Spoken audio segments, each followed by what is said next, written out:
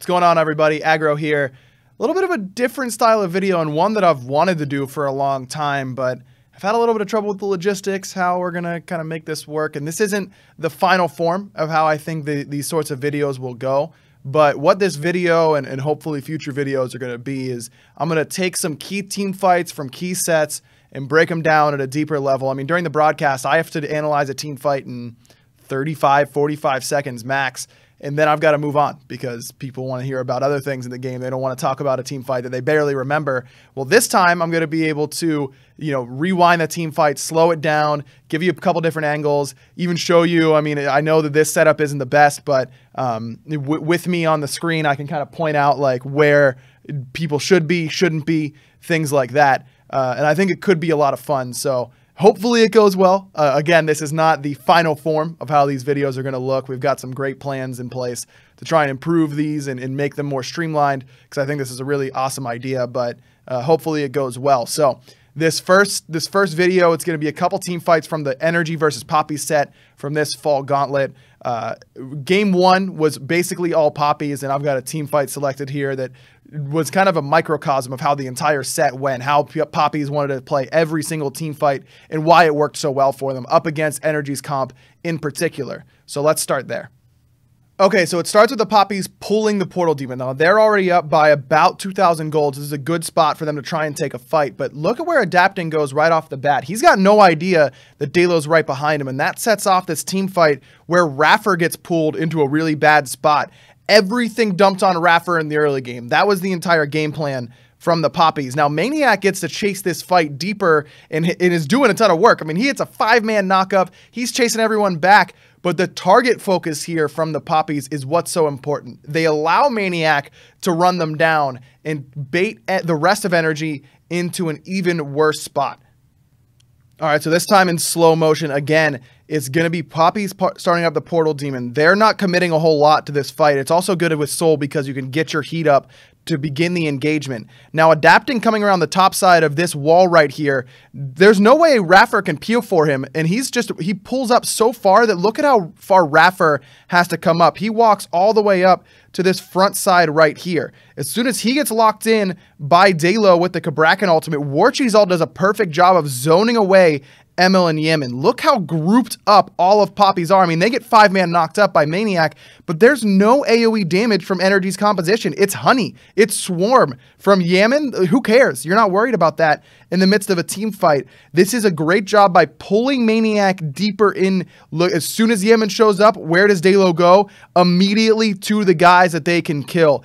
Big damage out of him immediately, and Yemen gets blown up. No one's even worried about Maniac in the midst of this team fight, and that's how you play around these warriors that have big leads. If you can stay grouped against them, if you can work together as a unit, they end up losing Dalo for it, but that's not that big of a deal right now. Maniac's not going to be able to get more than 1, maybe 2 in this team fight, but if you pull Yemen and Emilito up into that Harpy pit, then it's going to be a lot harder for them to escape.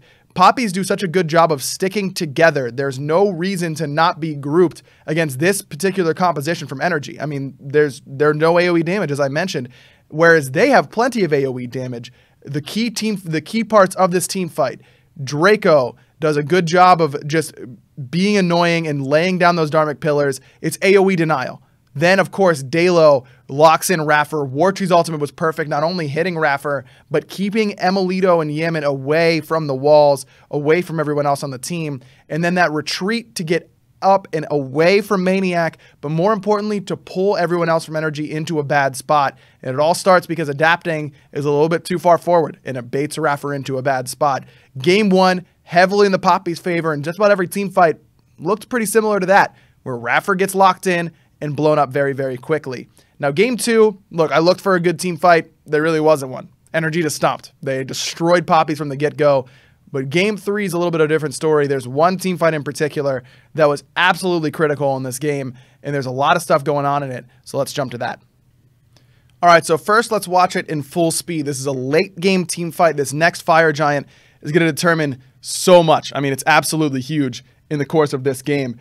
Raffer is going to start this engagement off with a nice 3-man stun, but he ends up pulling Fire Giant at the same time by accident with the Belch. He's going to have to jump out at 2/3 HP, basically. This is after Emilito's already forced back. with a little bit of poke, but with the Ullr late game, he's got Devourer's Gauntlets, Axe Stance. It's not going to really matter. That right there for Mr. Nazer, relevant poke onto Raffer and onto Maniac, who was not able to do a great job in this game of being that frontliner. So here's the initiation that I'm talking about. It's Raffer right off the bat, looking to find a multi-man stun with the Belch, and he does so, but it puts him very, very low to start off the engagement. Right there, he accidentally pulls the Fire Giant, finds 3, but no one else from NRG is close enough to even come close to following up. Now that Raffer's jump is down and he's poked, Papis know that this is a good opportunity to engage. Creed does a beautiful engagement here. He gets both carries on the backside, but look at how low Warchi got right off the bat. I mean, he was poked out to half. Raffer blinks in and intoxicates him and is part of that poke, but the fact that Warchi dies right there without using any relics or his ultimate means that NRG gets to just kind of waterfall the rest of the team fight. Mr. Nazer, who was really able to free cast for the majority of this game, was now then the focus because Warchi had already died. Draco Marino with a really late Khepri ultimate. I mean, he's using Khepri ult on himself at the back end of the team fight, which just can't happen. So how did that happen? Let's go back and watch in slow motion. All right, so let's start it off right here. Again, Raffer, big stun, but not a lot of follow-up. Look at how far back Yemen and Emilito are on the screen. They're not going to be able to follow up off of that stun effectively. Again, as soon as Raffer's jump is down and he's been poked out, that's Papis' signal. It's time to push forward, and they do a great job of it. Creed the first one in, and Creed had a great game in making sure he was able to find these initiations. Yemen and Emilito were together far too often at the beginning of these team fights because they were consistently hit by 2-man Eagles rallies. That just can't happen at this level, especially against a better team than the Papis. I mean, if you give a variety of 2-man initiation, that's huge. This poke, though, from Yemen is massive. Look at how much damage it does to Warchi on the Hu Yi. Creed gets both sets of beads here with the Eagles rally, but Raffer blinks in and hits the Intoxicate onto Warchi. Someone needed to put Raffer in combat to make sure that Warchi doesn't get poked out as low as he does. Now, Warchi goes up and over the wall now because he's poked out, but this all starts because Warchi steps up too far forward. He shouldn't have been beyond that rock by the speed buff. Dalo recognizes that Raffer's jump, not up. We can stun him down, but Warchi's half HP, and look at how close he gets to Raffer, which means that he gets stunned by the Mantle of Discord. There's the Heartseeker buffed Soul Reap from adapting that ends up silencing Warchi, and then Warchi throws out a couple autos at a Thorns Osiris, so Warchi goes down without using any of his relics, but Draco Marino's job in this entire team fight is to be looking at Warchi. There's no reason for him to be looking at Raffer stuck in the cage. Allow your damage dealers to do that damage. Warchi falling there, in part because of his own bad positioning, in part because of the no relic usage and hitting someone whenever he's 25% HP when he's got Thorns.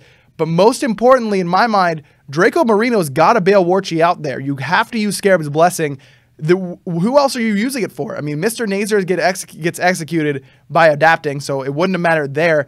You need to be looking at Warchi with Khepri. That positioning from Draco Marino in tandem with the bad positioning from Warchi ends up in the Papis losing this team fight. Because as soon as Warchi falls, it means that Mr. Nazer, who was brought low and had to Aegis, ended up needing to use his Aegis and the Disapparate, and then he was free execute food for adapting, who should have had to use that onto Warchi over top of the Scarab's Blessing. If Mr. Nazer's able to survive there, then that's a better opportunity. Plus, I mean, we're 35, 36 minutes in, and the Papis just used 3 ultimates to try and kill Raffer. It took Soul Ultimate, it took a Bracken Ultimate, it took another ultimate as well. Well, actually, that ult from Creed was on the backliner, so 2 ultimates, but especially that Soul one is really, really impactful. If Warchi doesn't get stunned by the Mantle of Discord proc, then he's able to kind of stay away and find maybe some more autos, which means maybe Mr. Nazer doesn't need to drop Supernova. This fight for NRG goes really well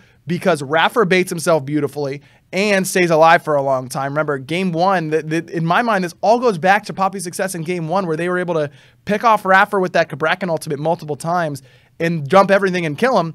But Bacchus is way tankier than Ares. I mean, after that chug, you get so many extra protections. This is later in the game than he ever got on the Ares as well. So Papis just kind of undervalued how tanky Raffer was in this engagement. And that means that they need to invest more and they end up losing the team fight because of it. Now, this game goes on for another 20 minutes, basically, and ends up being close.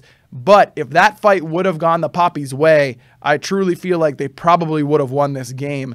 A little bit unfortunate, but those are the sorts of mistakes that the teams who haven't been to Worlds, haven't won the important games make, because it's the growing pains of learning how to be a top team in the SPL. So again, I know this was really janky. I'm sorry that it wasn't exactly what I want this to be quite yet, but I felt like these were really important team fights, and getting a closer look at them and why they went the way they did is something that I've wanted to do for a long time. So make sure you let me know if you like this and what adjustments you'd like to see. Again, there are going to be some, but if you guys have suggestions that maybe I haven't thought of, I'll certainly take them into consideration.